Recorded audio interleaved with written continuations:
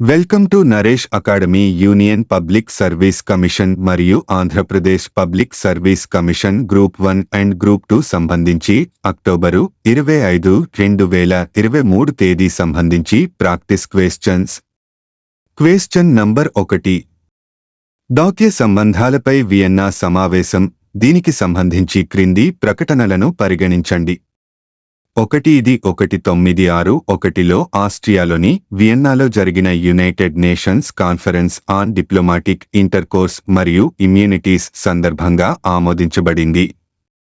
2. ఈ ఒప్పందం దౌత్య మిషన్ యొక్క చీఫ్ అధికారంలో దేశంలో ఉన్న దౌత్యవేత్తలకు మాత్రమే వర్తిస్తుంది.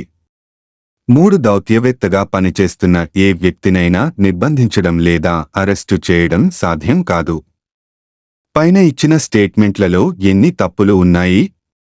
ఏ ఒకే ఒక్కటి, బి కేవలం 2, సి 3, డి ఏదీ లేదు. జవాబు ఏ. వివరణ: వియన్నా కన్వెన్షన్ దౌత్యవేత్తలకు మాత్రమే కాకుండా దౌత్య మిషన్ యొక్క చీఫ్ అధికారంలో దేశంలో ఉన్న సైనిక విభాగాల నుండి సైనిక మరియు పౌర సిబ్బందికి కూడా వర్తిస్తుంది. Question number 2. ప్రపంచ కార్పొరేట్ కనీస పన్ను ప్రతిపాదనకు సంబంధించి కింది స్టేట్మెంట్లలో ఏది తప్పుగా ఉంది? 1. బహుళజాతి సంస్థలచే పన్ను ప్రేరేపిత లాభాల మార్పు మరియు పన్ను మూలాధార కోతను ప్రోత్సహించడం ఈ ప్రతిపాదన లక్ష్యం. 2. ఈ ప్రతిపాదనను Organisation for Economic Cooperation and Development 2021లో ప్రవేశపెట్టింది. దిగువ ఇచ్చిన కోడ్ని ఉపయోగించి సరైన సమాధానాన్ని ఎంచుకోండి. ఏ కేవలం 1, బి కేవలం 2, సి 1 మరియు 2, 2, డి 1 లేదా 2 కాదు. జవాబు ఏ.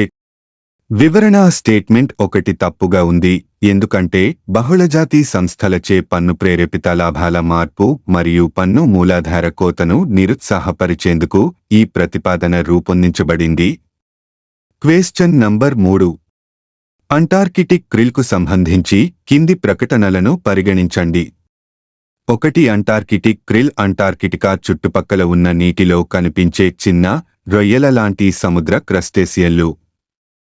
2. ఇవి దక్షిణ మహాసముద్రంలో కీలకమైన జాతి తిమింగలాలు, సీల్స్ మరియు పెంగ్విన్లతో సహా వివిధ సముద్ర జీవులకు ప్రాథమిక ఆహార వనరుగా పనిచేస్తాయి. 3. ఇది ఐయుసిఎన్ రెడ్ లిస్ట్లో హానిగా జాబితా చేయబడింది. పైన ఇచ్చిన స్టేట్మెంట్లలో ఎన్ని సరైనవి? ఏ ఒకే ఒక్కటి, బి కేవలం 2, సి 3, డి ఏదీ లేదు. జవాబు బి. వివరణ: అంటార్కిటిక్ క్రిల్ నిజానికి వివిధ సముద్ర జంతువులతో సహా దక్షిణ మహాసముద్రం యొక్క పర్యావరణ వ్యవస్థకు ముఖ్యమైన చిన్న క్రస్టేసియన్లు. అవి ఐయుసిఎన్ రెడ్ లిస్ట్లో తక్కువ ఆందోళనగా జాబితా చేయబడ్డాయి. Question number 4. గాజా స్ట్రిప్కు సంబంధించి కింది వాటిలో ఏది ప్రకటనలు సరైనవా? 1. గాజా స్ట్రిప్ మధ్యధరా తీరంలో ఉంది, ఇజ్రాయెల్ మరియు ఈజిప్ట్ సరిహద్దులుగా ఉంది. 2. ఐక్యరాజ్యసమితి గాజా స్ట్రిప్ను స్వతంత్ర దేశంగా గుర్తించింది. దిగువ ఇచ్చిన కోడ్ని ఉపయోగించి సరైన సమాధానాన్ని ఎంచుకోండి. ఏ కేవలం 1, బి కేవలం 2, సి 1 మరియు 2, 2, డి 1 లేదా 2 కాదు. సమాధానాలను తనిఖీ చేయండి. జవాబు ఏ. వివరణ: గాజా స్ట్రిప్ను స్వతంత్ర రాష్ట్రంగా గుర్తించలేదు. ఇది పాలస్తీనా భూభాగంగా పరిగణించబడుతుంది. కాబట్టి స్టేట్మెంట్ 2 తప్పు. Question number 5. దక్షిణ తూర్పు ఆసియా దేశాలలోని క్రింది నగరాలను దక్షిణం నుండి ఉత్తరం వరకు అమర్చండి. 1. మనీలా, 2. నైపిడా, 3. జకార్తా, 4. సింగపూర్. దిగువ ఇచ్చిన కోడ్ని ఉపయోగించి సరైన సమాధానాన్ని ఎంచుకోండి. ఏ 3 - 1 - 4 - 2, బి 1 - 3 - 4 - 2, సి 3 - 4 - 1 - 2, డి 1 - 4 - 3 - 2. జవాబు సి. వివరణ: దక్షిణ తూర్పు ఆసియా దేశాల నగరాల అమరిక దక్షిణం నుండి ఉత్తరం వరకు ఉంది. జకార్తా, సింగపూర్, మనీలా మరియు నేపిడా. Question number 6. మాల్దీవుల నూతన అధ్యక్షుడిగా తాజాగా ఎవరు ఎన్నికయ్యారు? జవాబు మహ్మద్ ముయిజ్.